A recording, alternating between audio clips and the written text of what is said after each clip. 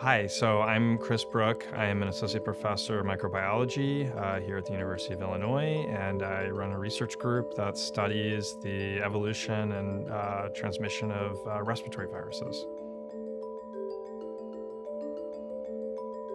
This virus is evolving much faster than we ever expected it to. And so, as new variants emerge that are distinct from those viruses that have circulated previously, that were covered by the previous vaccines, we have to update the vaccines to make them more effective.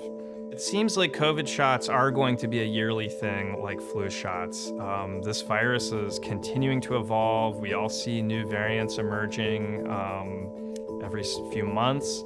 And unfortunately, what's driving the emergence of these variants is that they are evolving to look differently to our immune systems than those strains that have circulated previously. And so we have to update the vaccines to make sure they are protective against these new variants that are circulating. And so as long as we're seeing the evolution of these new variants, we're going to have to keep updating the COVID shot. This year's flu shot is much like previous flu shots. It's a mix of 3 different flu strains that people think are going to be circulating later this year. The bird flu strains are quite different from the seasonal influenza strains that we are used to that circulate in humans. And so your standard flu shot is not really going to offer protection against bird flu.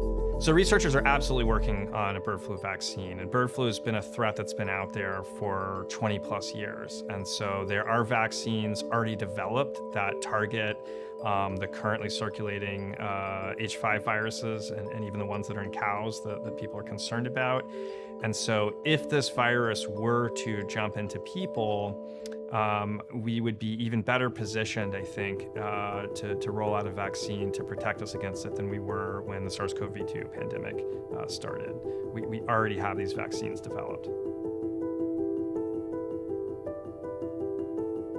Ideally, everybody, but I think it's the highest priority are people at the greatest risk of severe SARS-CoV-2 or flu infection. So people who are older, people who are immune compromised for various reasons, or people who are going to be just exposed more frequently. So if you work at a daycare or school or something like that, I'd say it's most important for those individuals. It's certainly everyone can benefit from them.